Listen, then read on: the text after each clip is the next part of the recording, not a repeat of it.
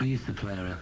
We were both in bands, you know, just local bands playing around, and we were looking for a drummer that could play a backbeat, you know, which is like independence of the bass drum and the snare. And the best way we could do that was with tell that was with "You Really Got Me" by the Kings, because that had that dunk dunk dunk dunk. You see, so Brian Downey had seen us a few times, and we'd seen him. So we put the word out, and he came down to auditions, and we rehearsed in the thing. The minute he could play that beat, he had the job. Besides, he said he had a tom-tom, which the other drummer didn't have at the time, so that's how. Then we found out that we were going to the same school and that we knew each other. So. Yeah. So, like, then after that came Skid Row with Bruce Shields and Ted Carroll and yourself. Yeah, but Brian didn't join Skid Row. He went off to be with the Sugar Shack. The Sugar Shack. Yeah. And, like, what about Benny Cheevers? He was there on guitar as well. Yeah, he was in the original one, yeah. And then it was Gary Moore who came in, right? So, where are we now then? Like, what was the lineup when Gary came in? Malik Bridgman on drums, Brush on bass and vocals, myself on vocals, and Gary Moore on guitar. Well, like, what was it like in those early days? Because you've always admitted that you were into image more than anything else in those days. Is that true? Yeah. Totally. Totally. And, like, what about then the band Orphanage after that?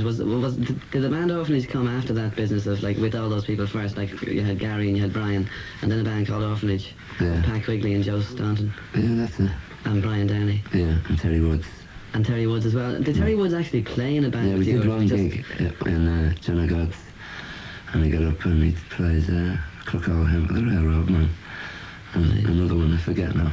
But we had a few of them, and the object was that people could come and have a blow with us and didn't have to be in the band and stuff. Because at that time a lot of the folk artists were getting interested by the electronics, you know.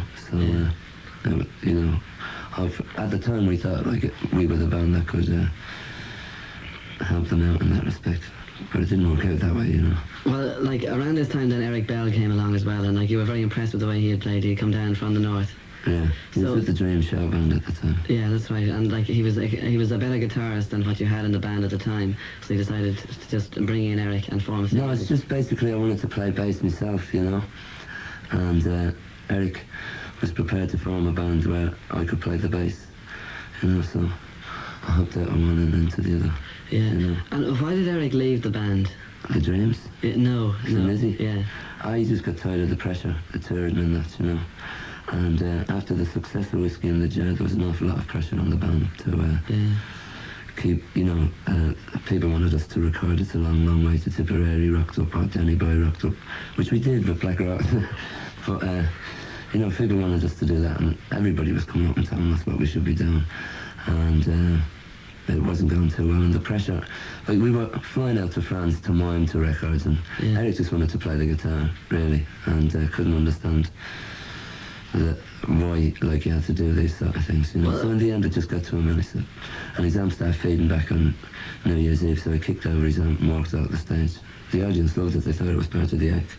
Right, because, like, a lot of the, like, contemporary Dublin bands that I have in the programme, like, they always say, well, listen, we have to go to London, sooner or later we're going to have to go. And an awful lot of them have stayed around for 2 or 3 years here. Whereas when Thin Lizzy formed in 1970, Ted Carroll brought you over to Britain in 71. Now, like, by the time, in other words, that you were, like, young enough still as a band, you were suddenly in London. So, like, were those pressures, did they affect yourself and Brian as much as they might have affected Eric? Yeah, in a way, you know. But, I mean, it didn't get to us. Our arms didn't feed back on that night. Because it did take a long time to get that hit single, Whiskey in the Jar. Yeah. And then after that, things didn't work out the way they should have at all, because you didn't work out on the farm at all. On the farm at all, no. Because, like, you didn't get a hit with Randolph's Tango or anything like that. Yeah, and we weren't too bothered, though. Because at the time, there was this big thing about you were an LP band or you're a pop band, you know. And we preferred to have the integrity than have the success. Yeah, because, like, you were, like, even as a teenager, you were the lead singer with Skid Row, and that, like, that was in the days of Brush, say. And like, after that, then Thin Lizzy were not meant to be as big as Skid Row. Skid Row were the band who were going to make it. So did you feel like proud of the fact that you made it before, say, Skid Row did, in terms of, like... Well, Skid Row actually did have that first album sort of charted really high, and they had a great reputation. I mean, in England when we went over, and for a while, like, we lived off it. You know, like, yeah, I used to be in Skid Row and Brick Row. Yeah, that's true. You Like know. after 34 hours, like nothing much happened with Skid Row. Well, you can see make an album in 34 hours. You can imagine what it sounded like, you know. But it was nothing against the band. The band were really going down well live, you know. And the breaks just didn't go that way, you know. Whereas they went their way. I mean, such a fluke with Whiskey in the Jar, because that was supposed to be a B-side. And then that, because of the success of that, people like kept an interest in us, and we were able to get good enough on stage to do a good live act. And then we've always had a good rep for doing a good live show. So even if the records weren't going well, we could tick over the live show, you know, because with a three-piece band there wasn't that many overheads, so we could keep it going. Well, when Eric left, Gary Moore joined, and like he didn't stay too long. Yeah, well, that was temporary. You know, like Eric left in the middle of a tour, and we had a tour to finish, so Gary jumped in.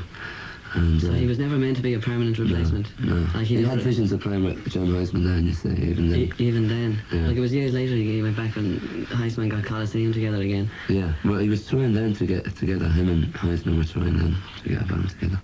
Right, but like then Gary left the band as well, like obviously because like he wasn't a full-time member, and Ted Carroll left you all as well. So like what? Like no, Ted stayed around for a while, because what we did was we'd made a few demo tapes, and our contract with Decca Records was up, and they were going to re-sign us, and Vertigo came around and they had the tapes, and Nigel Grange, who eventually started Enzyme Records, he had the tapes and he really liked them. He was working with Vertigo at the time, and we told him that it was the two new guitarists in the band, which it wasn't. It was Gary Moore on the things. But on that, they made us an offer. So once we got the album deal, Ted stuck around till we paid our debts, and then he got out and started his record shop. And by that time, we'd found Scott and Brian Robertson, and we went in and did the first album.